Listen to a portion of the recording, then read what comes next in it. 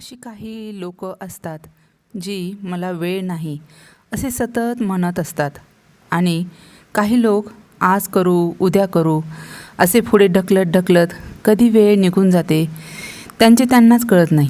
थोडक्यात काय तर आपण आपल्या आयुष्यात इतर गोष्टींना जास्त प्राधान्य देत राहतो, आपल्या शरीराकडे लक्षच देत नाही. दिवसातला कमीत कमी अर्धा ते 1 तास आपण व्यायामासाठी स्वतःला दिलाच पाहिजे.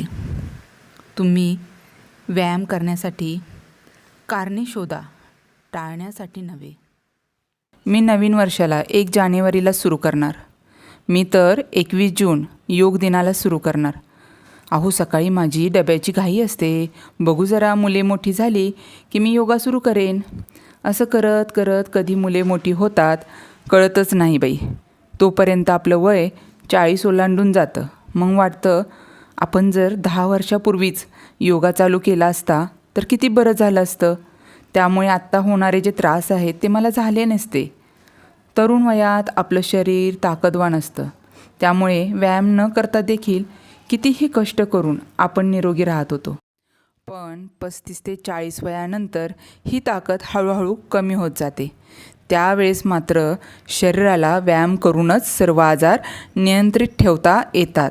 तात्पर्य काय? आपण सर्वात आधी आपल्या शरीराला प्राधान्य द्यायला हवं. दररोज स्वतःला योगा करण्यासाठी 1 तास द्यायलाच हवा, नाही का? खास करून त्या महिलांनी ज्यांना मेनोपॉज सुरू झाला आहे. योगा केल्यामुळे आपल्या शरीरातले सगळे टॉक्सिन्स निघून जातात.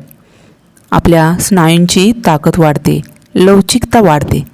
तुम्ही कोणतीही एक्सरसाइज करा किंवा दररोज ठराविक अशा संख्येत सूर्यनमस्कार घाला आणि त्यानंतर स्ट्रेचिंग करा आणि मग बघा तुम्हाला दिवसभर किती उत्साही वाटते ते.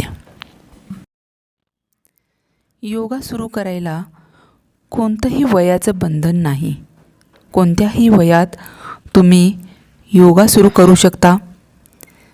तर आज आणि आत्तापासून आपण ध्यास घेऊयात. दररोज स्वतःसाठी वेळ देऊन योगा करूयात.